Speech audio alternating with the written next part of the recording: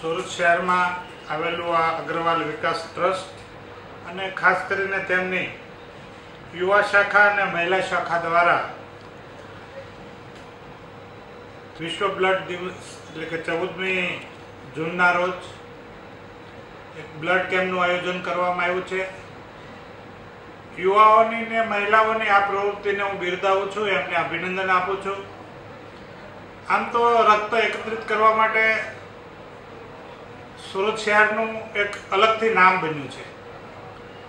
રક્તદાનને લગતી પ્રવૃત્તિઓ સુરત શહેરમાં જેટલી થઈ રહી છે તેટલી દેશના અન્ય શહેરોમાં કદાચ નથી થઈ રહી।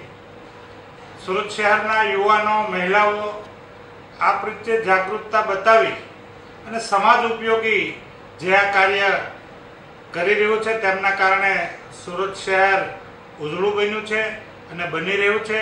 આવનારા સમયમાં આવા તમામ યુવાનો આ શહેરના યુવા સંગઠનો અને મહિલા સંગઠનો અને અન્ય સંગઠનો આ પ્રવૃત્તિને હજી વધુ વેગવાન બનાવે અને વધુમાં વધુ બ્લડ એકત્રિત કરી અને લોહી એકત્રિત કરીને જરૂરિયાતમંદને પહોંચાડે તો એક સારામાં સારી સમાજ સેવા અને લોકોની સેવા કરી ગણાશે।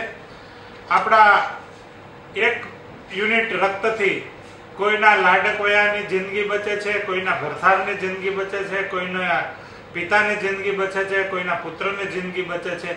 એટલે આ એક ઐશ્વર્ય કામ છે અને આ કામની અંદર જોતરાયેલા આ અગ્રવાલ વિકાસ ટ્રસ્ટના સૌ યુવાનો અને બધી જ મહિલા પાંખને હું મારી હૃદયપૂર્વકની શુભકામના પાઠવું છું ને બ્લડ ડોનેશન કેમ્પ સંપૂર્ણ રીતે સફળ થાય તેવી પણ શુભકામના।